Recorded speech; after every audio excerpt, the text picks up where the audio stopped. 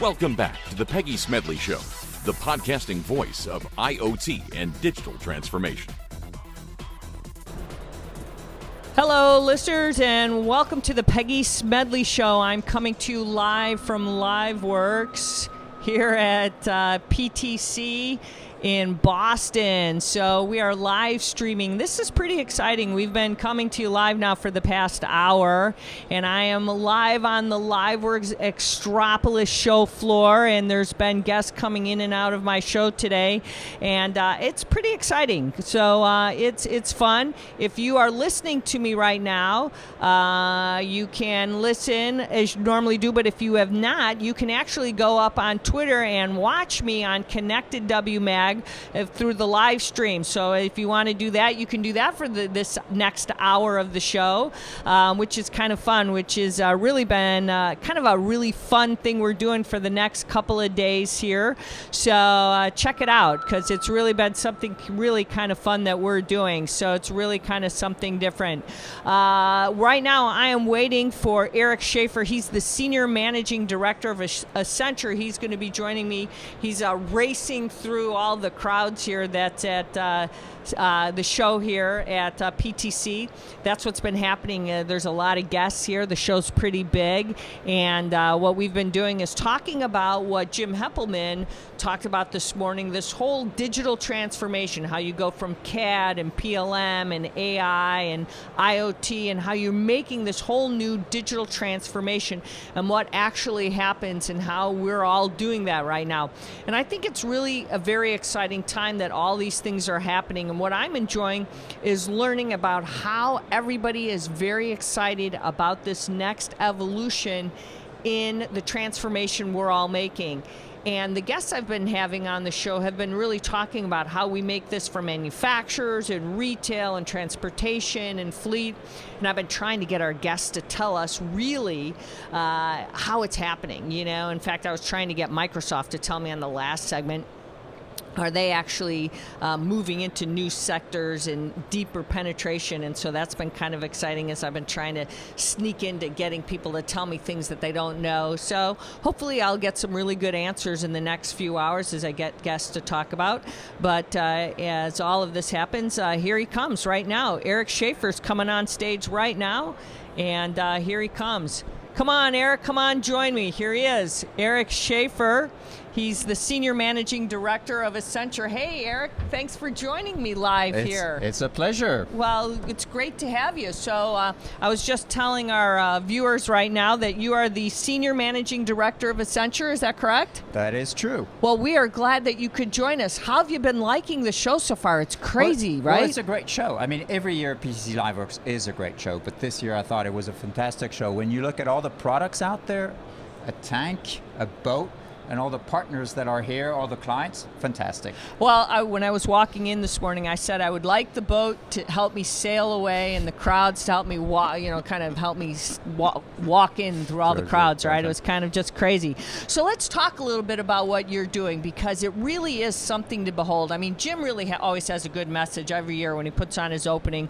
But let's talk about what you guys are doing to talk about helping companies who want to really understand the products right now, because we go from just being a product focus to really trying to get companies to understand the solutions, whether Jim's now talking about this digital transformation, whether you're talking about AR or VR or IoT, you kind of move from one thought process to another. What is your take on that, and what's your view in helping, whether you're a manufacturer, whether you're in retail, whatever vertical market you're in, really make that move, so to speak, and really understand how do you do something? Well, I think a couple of years ago, many industrial companies were looking at how to leverage digital technologies and embedding these digital technologies in their operations to drive new levels of efficiency, maybe in R&D, maybe in manufacturing, in after-sales finance. I think we're well beyond these days, and now manufacturers are looking at leveraging the same technologies in their products and services and moving from traditional products to smart connected platforms. So how do you leverage and leverage these technologies to drive innovation and growth? So top line, focusing on your top line agenda. We're seeing also many product making companies moving from not selling products, they're selling services, but now they're selling outcomes or an experience. And that's also a major shift for product making companies. So you're moving to solutions, you're embedding more and more digital technologies in your products and around your products, a fundamental shift for product making companies. So when you look at this, when you talk about it, I think you call it about it, you wrote a book, Industry XO, That was my first book 2 years ago in 2017, which was really how digital would transform the industry. And then the new book, which came out in March, and in May in China and July in Japan, is all about reinventing the product and how product making companies are moving from selling a product to selling services to selling outcomes and experiences. So, and that's exactly what you're saying right now. So these whole experiences, are they now what you just described, where we are in the whole digital transformation experience to where we are to how people think, or are we trying to help them get there? They don't even realize it's an experience. Well, we're at the beginning of the journey, especially for industrial companies.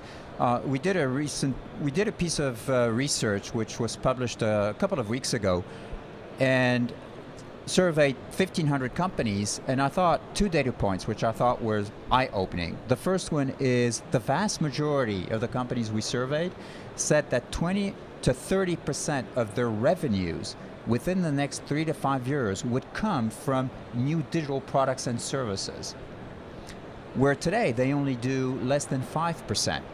So from 5 to 20 to 30%, I mean, that is a significant progression.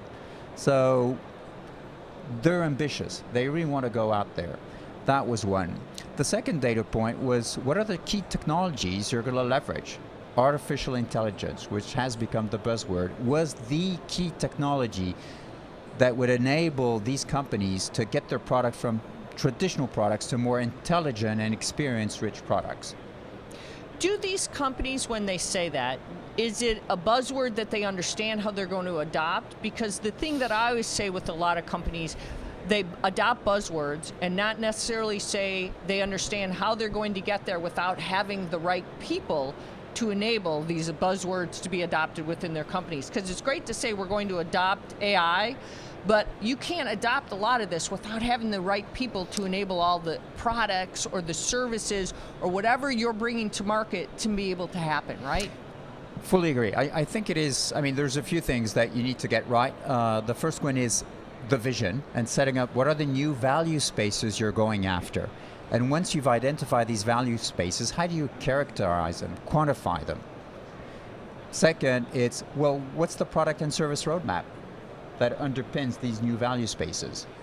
And that's a 3, 5, 7-year journey on your products and your services. Then comes, how do you make it happen? And this is, what are the skills you need internally, but how do you partner with others? Ecosystem is another big word. You cannot do it on your own. You have to partner with competitors, you've got to partners with technology partners, you've got to partners with your clients, you've got to partners with academia, with startups. You do need to open up to the outside because you won't have the ability to hire the talent because we're all going after the same talent. Right. Are you saying then that these companies that are out there are ready for the digital world, or there's still a lot of companies that are not ready to make the move to the digital world? Even though everybody has to, are all the companies ready to do it, to take this journey that you mentioned? Well, I think working with industrial clients on a day-to-day basis for maybe more than 32 years now, I think they are all conscious of the fact that business as usual is not an option anymore. They have to pivot. So I think they have that belief that they have to pivot. Now the question is how to do it. And this is where many clients are still at the POC stage. Some have moved to the minimum viable product, the MVP, and some have started to scale. Here too, a piece of research we did, 80% of the clients we surveyed said they did not clock in the return on their digital investments, but 20% did. They were able to scale more than 50% of the POCs, and they got more than 27% return on investment, while the others only got 6 to 8. So some have done it right. So what you're describing is some have started the journey, and some are on, would you say, on the second advancement of it? They're now saying, okay, we've taken a little bit of our operation, we found success, so now we're going to go to phase 2 and continue on the journey. Because, I look at an elevator company. An elevator company says, wow, we were able to extrapolate some data off of our elevators, and we figured out, well, now we've got to figure out now we've serviced them, now we got to go to the next level. Is that what we're saying? Or somebody who's been able to really extend and really do something way beyond that? I mean, service of an elevator, that's a small element of using IoT. It's not really a big IoT advancement. So I like the fact that it shows the elevator example, because I was with one of these elevator manufacturers out of Europe a couple of weeks ago. And it was all about how do you leverage digital technologies to improve the utilization, the uptime, so the services, a bit of IoT. But that was just part of the conversation. The most interesting part of the conversation is how do you change the experience? And it's a bit like a car. And with one of our clients, Faurecia, they are now working on a reconfigurable car interior, depending on your mood and the usage. You want to relax? Are you sharing the car?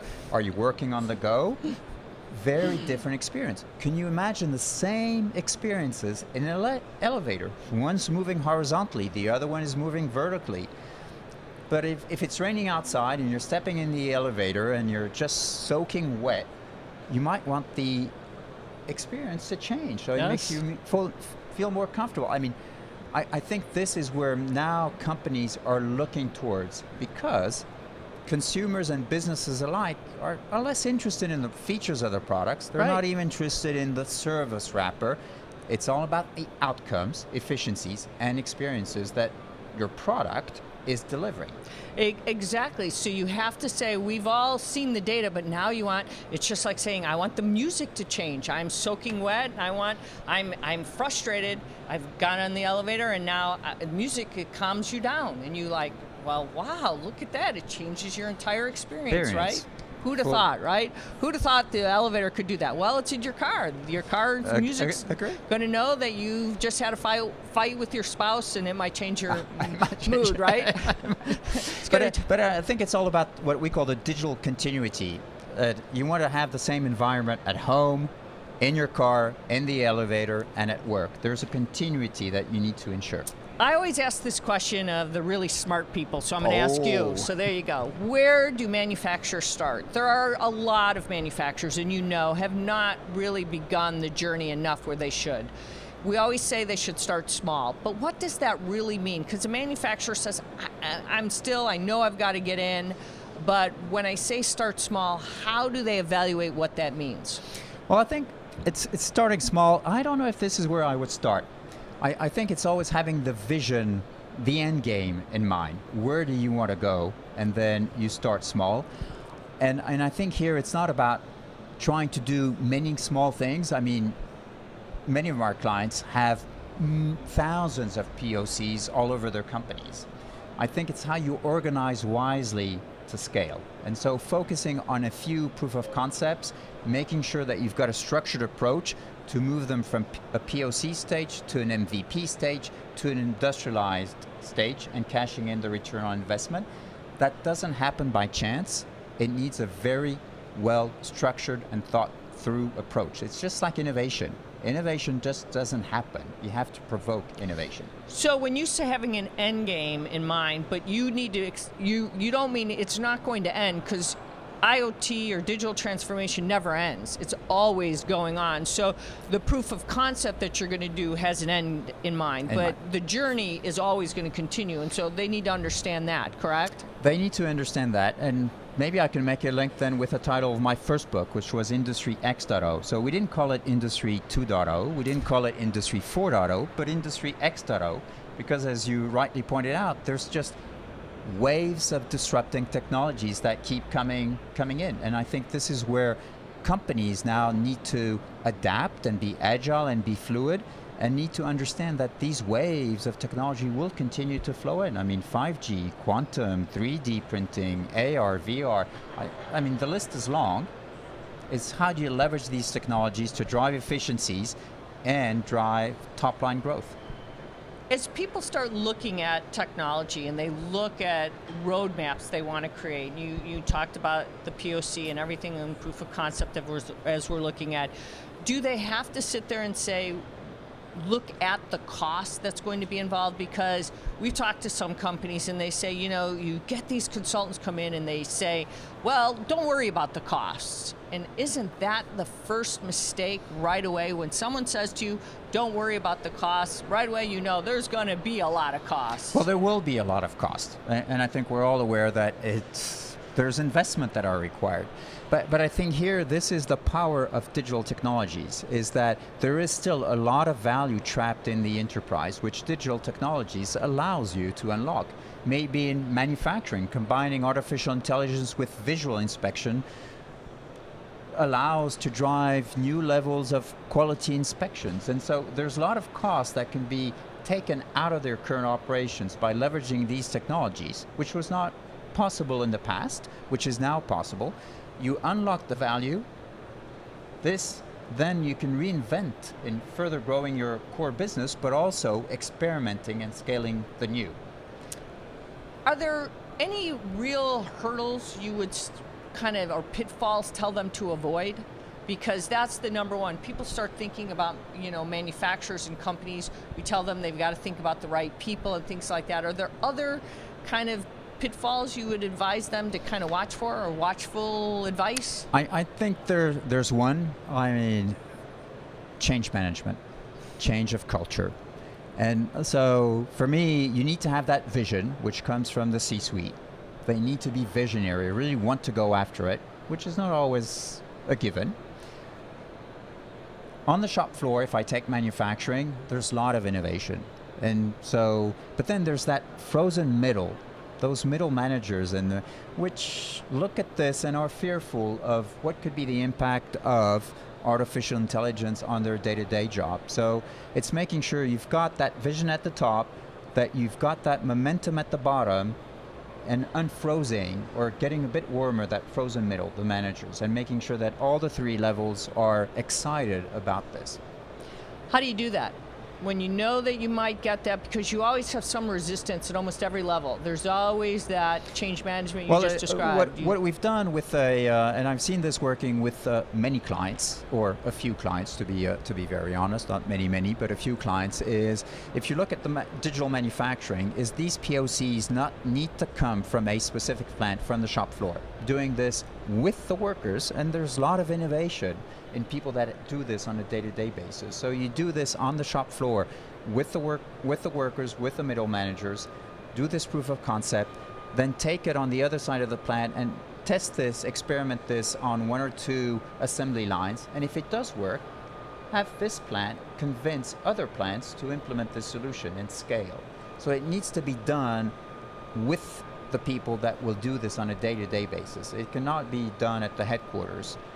Are we going to change? Are the titles going to start changing because we're going to digital transformation? And when we look at AI and AR and those types of, because we're taking different people now, it's not just going to be a data scientist. Are we going to see the roles changing within operations now, and the way we're going to look at the way manufacturing was done? Are we going to go backwards again? We're going to go forwards, think differently? How do you think that's going to change going forward? I think it's not going to.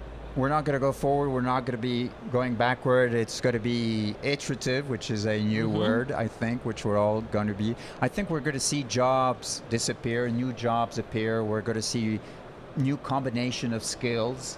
And I mean, if I look at my personal experience, my daughter has a job which did not exist 5 years ago. And I was not even aware what mobility and car sharing was all about. I have seen now PhDs, data scientists working on the shop floor to come up with new solutions. So the world is changing. I don't have the answer to that one. But the interesting part of it is it's constantly changing. We have to be open to that, because if we don't think about that, that's where innovation stops. And so we always have to be thinking about how are we all moving with it. And as a society, we have to be open to innovation. Is that not what we need to be thinking about? I fully agree. I think with that, you touch on 2 points. The first one is manufacturers need to open up to the outside, to let innovation from the outside flow into the organization. And innovation can come from academia, it can come from startups, it can come from your customers, it can come from your suppliers, but also it can come from the inside of the enterprise, and it can come from all levels of management. And so the challenge, one of the main challenges that many of my clients are facing is how do you create an innovation culture in a given company? Recognizing that innovation can come from anywhere, from finance, from R&D, from manufacturing, from supply chain, and from the outside. I mean, that is a challenge. That's a challenge. That's a completely shift in the ways companies operate and think today. When you look at all of this right now, is there anything that you've seen that has truly excited you that you say, right now, I'm really excited looking forward? I've been asking that of a lot of the guests that come on, that you say, there's a lot of things happening right now, but there's some things that really surprise me or excite me that I think opens up a lot of great opportunities for what manufacturers can be doing. Well, maybe one comment. I think we are just at the beginning of our journey. And I think that's the most exciting thing for me, is there's still so much that we can do. And I think here the we can do, it is we, the ecosystem. So the partners, industrial manufacturers, technology, academia, together, we can really shape our future. And there's so much more leveraging artificial intelligence, data, analytics, quantum computing coming down our ways. There's so much more that we can do, which I think this is the exciting part. This is really exciting. Are we doing enough, because it is exciting, are we doing enough to encourage the next generation to want to be involved in, let's say, manufacturing, in these industries that will be innovative, to keep innovation alive, do you think? That's a good point. I think what we are maybe not doing is closing the loop with the universities, with education, with academia, to make sure that we are explaining to the younger generation the opportunities and what the future. We can't tell them what exactly they will be doing in 5, 10, 15 years' time, because we don't know. But we can just tell them that they need to be flexible, adaptable, and we need to give them the basic to be able to cope with this future, which we don't know exactly what the future will be. But we know it's going to be a smart, connected living. What that means. It's going to be a lot of intelligence. It's going to be a lot of experience, living products, living services, living businesses. And when we think about that, is there something about, when we think about what companies need to be preparing for the future, is that what they need to be thinking about? How to think about what their worker needs to be about, that they need to be thinking about how to inspire that next employee to be thinking about that's going to be the next leader of their company, to keep their company thriving and going forward? Well, it's going to be a war for talent. So it is, how do you as a company are able to attract the best talent to your company? And once you've attracted this talent, how do you retain this talent? Because what we also have seen is a lot of fluidity and mobility with our younger generation. And even us as a consulting company or service providers, we are seeing sometimes a lot of fluidity.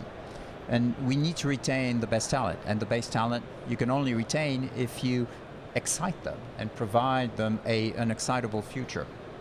And so there's really a benefit for these own companies to be creating their own better, smarter, creator products for their own self. I mean, whatever they're manufacturing, because for a healthier world, whether we're going to have an urbanization crisis where we have to be building however, I mean, they have to be thinking about these things too, for whether they're going to have the best kind of employees, but to think about how they're going to have to be supplying the products to meet the demands of society. Well, I guess you've got to have a purpose in life, and your company has to have a purpose, and this purpose needs to create passion and excitement for its employees. So what's the purpose of your company, and how are you contributing to make the world better? Which I think is motivating as a purpose and as a mission. Makes us think about things, right? It does. I'm telling you, it makes you think about the next big book for you, right? What's in store for you? Well, as you mentioned, maybe a third book around the circular economy, sustainable development. I mean, how digital technologies is helping make the world better. And I think that's a great topic for the third book. Great topic, I'll tell you. All right, well, Eric Schaeffer, Senior Managing Director of Accenture, where can our listeners learn more about what you guys are doing? Well, of course, you can come to our Accenture booth at PTC Liveworx, but you can also read my last book, Reinventing the Product. I think that's a great way to understand what exactly we want to do with smart connected products and what we're helping our clients achieve. And where can they get that book?